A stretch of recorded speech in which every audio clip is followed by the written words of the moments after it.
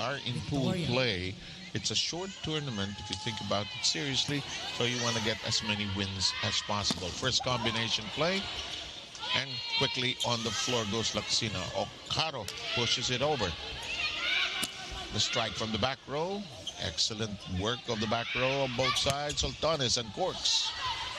And we are still in our first set of passes. Akari. Oh, good libero work on the other end. And Zeta unable to control it, then the back row unable to sustain the pressure. That actually they were too happy they won against strong teams. Coach Taka reminded them na hindi porket nanalo sila, okay na sila as a team. They still are very far from that perfect game he expects from them. As a team, they're not there yet, especially tactically, defense and reception. Now they have the top scorer of the league in Oli Akari, but there's still a lot that they can do to support her and ensure their place in the standings. Maybe that's something that Mela can touch on later. But you can catch this game and all other PVL games on the Pilipinas Live app available. Down the line, and it resulted to an error. How important, Mela, you've played at different levels, is chemistry. So minsan may nagsasabi, it's not a matter of chemistry but system. You know? But how important is chemistry? Well, we've seen that in so many cases sa cream line because, you know, there are lineups na if you take a look at it, multi-awarded, tapos sobrang daming mga really their utmost priority kahit na they don't always get to recruit top players just like the other teams. They still convert it because of their familiarity and chemistry. Oh, which is so important, really.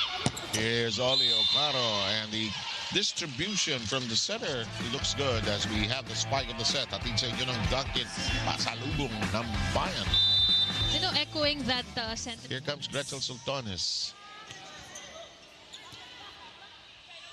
Here comes the set. And rejection at the net. Akari doing a good job of watching the wall. Cal with the set. Excellent stretch. Laksina finds a way. So we know she's played it all. Opposite, middle, but this time she's really doing good as an open hitter, supplementing the efforts for 18 points in their last match against the Petrogas Angels. That's a lot. In the meantime, Akari on the receiving end. Cal with a push set. The strike that time by Seth Domingo. It's still very much in play on the other side. Zeta has to crank it over. Here comes Cal. What a set, and that is well done. Good job distributing her sets. Nakita natin some points from Gretzel Sultanes, Laksina from Oli, and this time, despite Domingo being dug the first time, binigyan niya ulit ng chance. Sultanes, rather said Domingo, trying it from another angle. Here's Tamaru, rejected. Angeles keeps it very much in play. The reverse set, it is blocked out. Game is the team captain, Mondoñedo. She was a best setter, former MVP also of the NCAA. Pero ang lalaki ng blockers niya. Ang lalaki ng mga duo niya in Victoria, Laksina, Akari. So she really needs to do more efforts with her playmaking right now as Akari scores another one. Into the deep for the first time. Ito rin yung maganda when you establish a big lead, you allow the other players to intervene. Paano nakapasok dito yan? May time.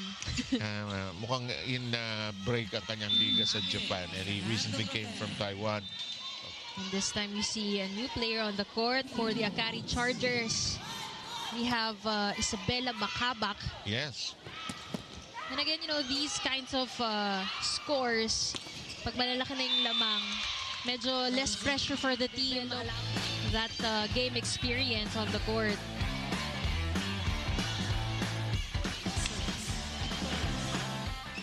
Mondoñedo, and the alternate libero is there for Akari. That's Max Juanco. Here comes the attack by Versosa. It's rejected by Soyud, who plays well at the net, actually. Oh, that's down on the floor. Boy, their team has been dominant for the longest time. And it's been very competitive volleyball players, being so heady, so smart. And that's why a lot of our local teams have been holding training camps there. Yeah, even our national team is practicing there. Many of the teams are really in the developmental stage, like Capital One, ZUS, for instance. Akari had their they started the same way, very slow, but after that, they challenged the veteran teams in the latter sets. And in their last match against Choco Mucho, ironically, dun sila nanalo nung first set, 25-14. Talagang tinambakan yung Choco Mucho. But right now, they need to replicate also that kind of start because slow. You know, in many sports, it's all right to play catch-up. But I think in volleyball, if your start is very shaky and it's so hard to catch up. The other team will somehow recover. Oh, mishit that time by Bakabak. The counter. Good slide to the floor. On the other end. And the defense. Almazan with a good piece of work on the back row. And Bustrillo will be serving at set point. On two. They get something to work. Mondoñedo makes that happen. She's very chill. And yung leadership niya, makikita mo talaga. And that common yung bonding outside the court, very important. And you see a lot of veteran teams doing that, maintaining that relationship outside the court. Kasi you can't be friends with everybody, no? But there were pockets of friendship that might help. But as long as you work well with each other. She's out of the Arizona State program, of course, in the U.S. As Cal makes this perfect set. Victoria with an attempt down the line. Sasa flying in the air. Picked up by Gamit. No chance to attack. Cal. And a lot of power on that one. And that'll work for Catherine Almazan. Chargers. And look at Cal really giving the opportunity to the young gun to score her first point of the game. The light. The rest of the Akari Chargers. The thing they need to improve here in the second set is to work on believing that they can compete. Domingo, in the meantime, with a red hot, and her confidence is just soared. Soltones in that corner is their territory. And the very challenging talaga ay yung connection with the setter. Unlike yung mga wingers, itaas mo lang, napakadaling mag-convert. So we can't wait. Yung mga middle, hindi pwede gumamit ng nguso pang direct na taas mo. And very little time to adjust mid-air. Kaya nga quick eh. Oh, and that was down the line hits. As we have Cal all set to serve. I like the way she says two sets. So this is the first time we're seeing them again with a strong start, which they really committed to working hard on, as we see Okaro scoring another one from the opposite side. Switching on their side of the floor as we present to you this Duncan Pasalubong ng Bayan spike of the set. Now the reinforcement of the Thunderbelles. Now, Asaka is, of course, the most experienced player on this team, and she was brought in to help this young team and guide them. She brings in the maturity that they need, and it's something that Coach Jerry is actually looking for from his players. He's looking for that maturity. Very sporty time in all our platforms and channels. One Sports Plus, Filipinas Live, and RPTV. This one is inside. But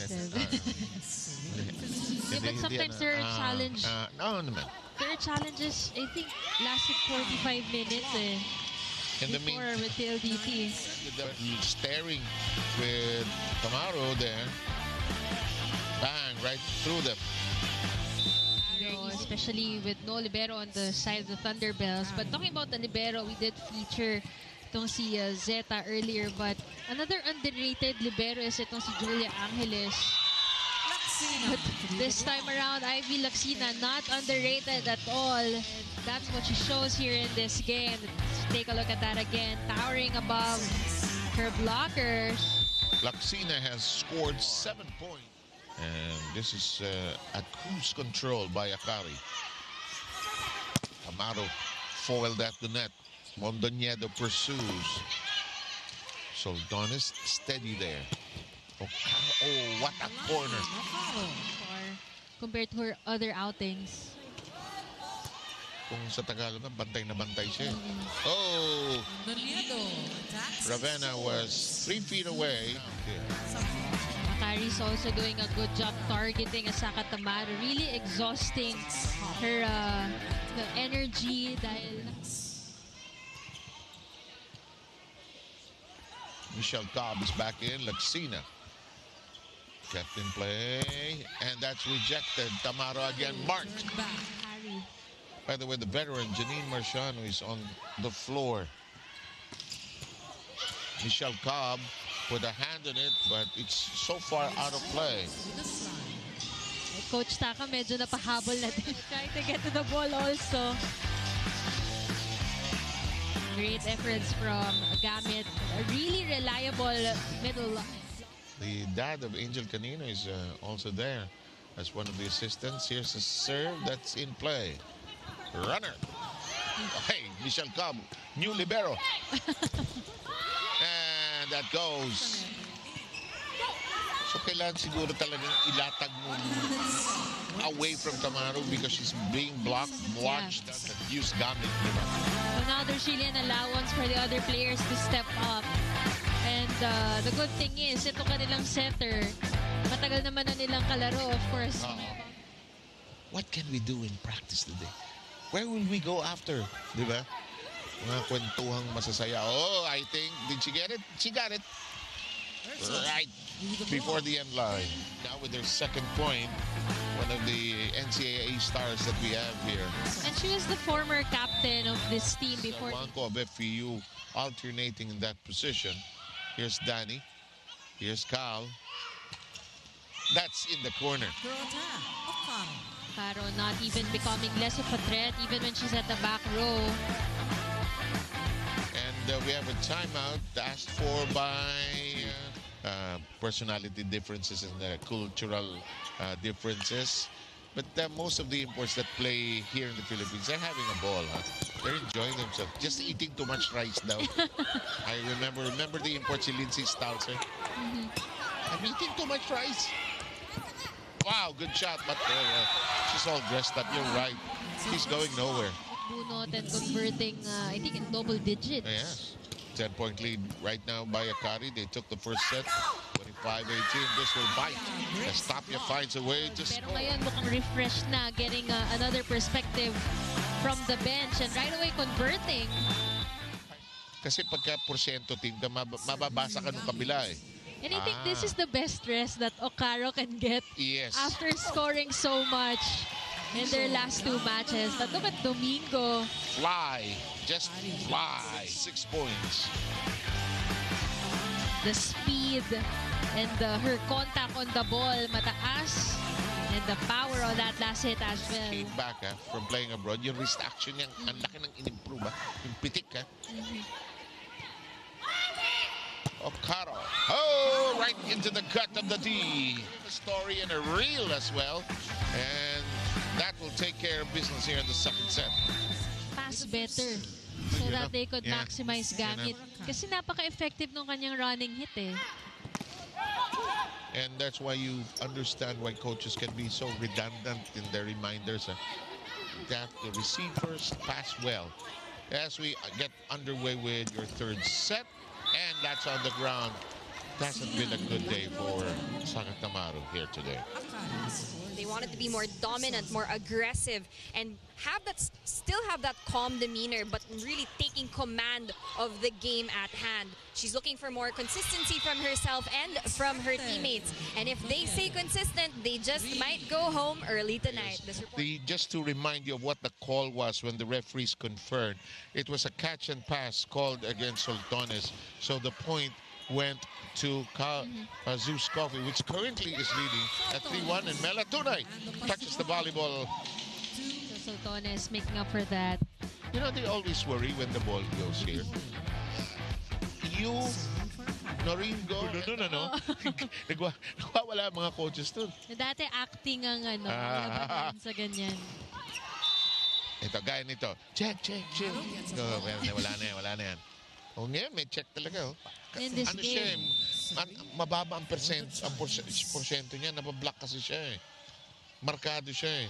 But even in other Ayun, skills. That's gamit niya. Yeah, you were saying, sorry. I mean, in other skills, hindi rin siya of Akari, because Akari is capable of, really scoring in streaks. Itong Akari version na ito, ang daming weapons eh. Whoa, that'll work. Especially in this game. Is going to the arsenal, choosing whatever weapon she likes, and then Bringing 12-8 is the tally. Akari threatening to make this a sweet deal of a straight sets win. Good cut shot by Tamara. She needs more of that, actually. Ito yung maganda dyan kanina kasi, and of course, outside yung kanyang mga palo, but this time, getting a point of that smart hit, she can slowly regain her confidence again. Only eating out. Yeah, and the... ay. Nadinig mo yun? Ay. Maraming Camille Victoria. Lakas na. Pagtama sa arm niya, she was not under the ball eh. He went under the ball on the dig pass. Yeah, like what Laxina did. Cobb is back on the floor. Sultanes uncorks. Here's Mondoñedo, lets it fly. And that pierces the wall, but no, sir. We speak too soon. Mondoñedo. And that's blocked out. Sultanes knew it. No, Tapia, she's the kind of player na hindi papahirapan her. Although she's capable of that. But when she has the chance na gamitin yung blockers, magpa-check, that's what she do. PVL, kasi she's up against taller players and veteran players. Kailan gugulang ka dito eh, di ba? Gamitin mo yung smarts mo. Look at this. A 2-point, a tied set, sorry. Watch this. And he saw you, great backswing. It's just that Ancheta really close out turn of the Thunderbelles. That's a nice name, Thunderbelles. Sultanes lands it right in front of the libero. That's the worst Sorry. Wrong memory. idea. Sobra ka naman. Kasi yung mga libero, di ba, pag right in front of them, naiinis sila na hindi nila nakuha. Joust. Oh! Kept in play. Palo! Natinig mo? Sabi niya. Yan ang masarap pag wala masyado marami na palo! Sabi ni Sultanes, oh! Sultanes really folding in mid-air. Kita niya rin, isa na lang yung blocker na tira sa kanya. So, she twisted and went for that powerful cross-court hit. Akari makes it a 2-point lead, but that is scored upon. She's coming alive at the right time. Medyo, 6 points already. But yun nga, ang baba na efficiency. Just close to 30 attempts earlier and only 4 conversions. Here comes Ancheta. Sultanes, Cobb reverses. Soyed unravels that spike. Mondoñedo with a quick set. Recycles the offense. Not getting sufficient power on their spikes. Not finding the right angle. Soyed is rejected. Cobb goes for the quick. Ancheta stretches for it but drops to the deck. Here comes Tamaro. Yes, gets it to go. Hahanapin talaga nila yan dahil they're really known for those quick snaps of the wrist. Kasi alam ng mga Japanese, they're smaller. They have to do something different against the taller European teams. Proven in the 64 and 68 Olympics when they started winning and volleyball became part of the Olympic program. In the meantime, Gretchen Sultanes. Oh, she got it. I thought she would overcook it. She is enjoying the game, Oo especially naman. the ratings are going Alam mo, up. Derek. Yan lang eh. Naibuton na eh. 16-15. Oh, look at Seth Domingo with a balletic move. Hello. Alive. Mondoñedo. Ang pag-uusapan ng zombie, ah. Buhay. Yan, no? Sumisipa pa itong ZUS, oh. Layo. Malayo. I think the referee confused yung sound. Yes. And clearly almost a 6-footer itong si Oli Okaro. Tapia stretching, and it's a difficult free ball, but it's in play. Cal. That's much better from Laxina. That's what she wanted to do earlier. When it's coming from a free ball. Ready for that C attack. She has a fierce look pagka gusto niyang diinan yung bola. Or ibaon, as volleyball would like to call it. Cal. Domingo. Oli. To the other end. Tamaro. Mondoñedo. That's rejected but reset. Mondoñedo pipe attack into the... Ooh, that nagkauntugan. That hurts. They will replay. That's a really bad hit. Yung aartihan, minsan may disgrasya dyan. Mondoñedo. Ganda ng palo, pero ito namanid sa baba. Laksina, cuts it up. Tapia. Tamaro! Ironically, Tamaro has been scoring more. Points have happened here in this set where you correctly pointed out she apparently has come alive here. Mondoñedo. Laksina. Oh, bullet. As we arrive at match point from Victoria. Is playing much better in this game. Here's Marciano and trying to ice it. But no, Coach Taka says, why me? But he's very alert. Tapia against the triple block. Ay, Paulino He's in the front row. Where's Sosa? Cal. And let's go home. Nanigurado and Pumorsento dito kay Oli Ocaro. But clearly Akari playing much better as a unit in this game.